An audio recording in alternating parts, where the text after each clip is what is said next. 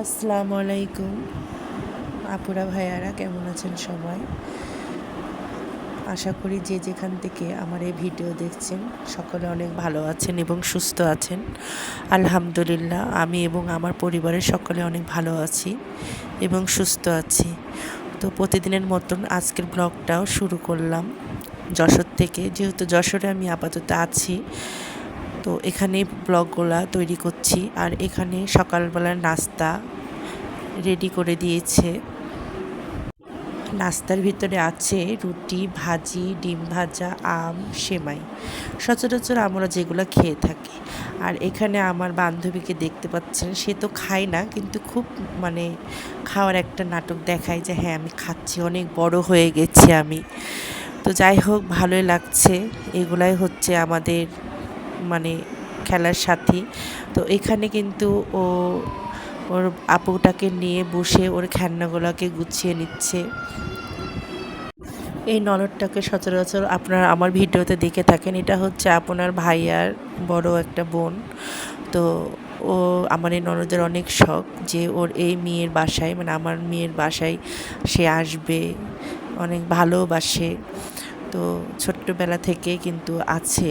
আর আমার নাতনি যে আছে মেহেরিমা, ও কিন্তু হওয়ার সময় ওর সাথে ছিল। তো যাই হোক, এখানে আমার মেয়ে রুটি অলরেডি তৈরি করছে। আর আর কিছু রুটি হতে বাকি আছে। তো তারপরে আমরা রান্নাবান্না খাওয়া দাওয়া শেষ করে বেরিয়ে পড়েছি বেড়ানোর উদ্দেশ্যে। আজকে যাচ্ছি আমরা যশোর বিমানবন্দরে বেড়াতে।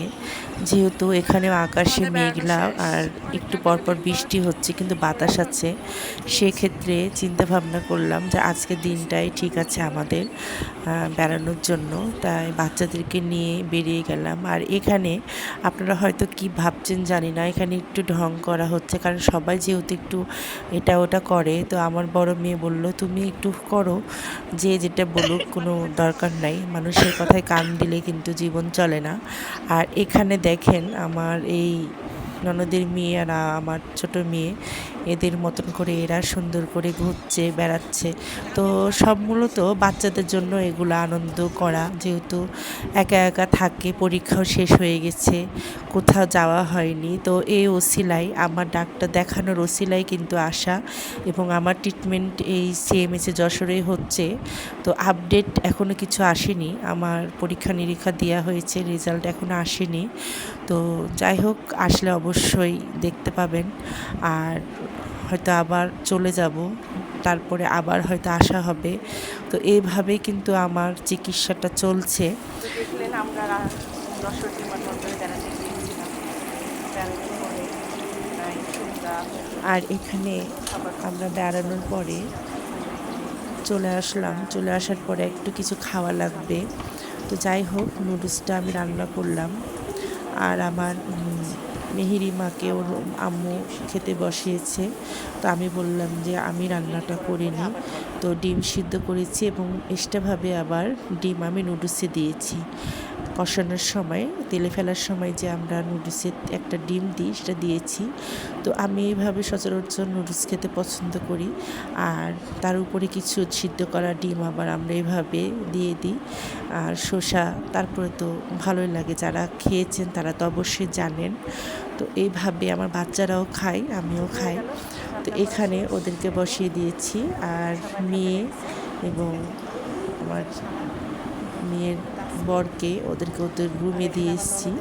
আর এখানে আমার ননদ, আমি এবং এই দুটা বাচ্চা নিয়ে খাচ্ছে। আপনার ভাইয়াও রুমে বসে খাচ্ছে। তো যাই হোক, সব মিলে আজকের ভিডিওটা কেমন লাগলো, ভালো লাগলো অবশ্যই লাইক কমেন্ট শেয়ার করবেন। আর সাবস্ক্রাইব করে অবশ্যই আমার পাশে থেকে যাবেন। আর আমার ভিডিও যদি আপনাদের ভালো লাগে, আর কী কী ভিডিও দেখতে চান, অবশ্যই কমেন্টের মাধ্যমে জানাবেন। তো আজকের ভিডিওটা এই পর্যন্ত, দেখতে থাকুন এই ব্লগগুলা।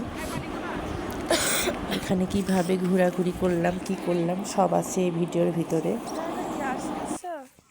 আজকে তাও তো একটু বৃষ্টি হয়েছে দেখে একটু ঠান্ডা আছে, এই জন্য নিয়ে আসলাম। আসি হাইলি, নানাকে দাও, নানাকে দাও, নানাকে দাও। দাঁড়ান, আমি খুলে দিই।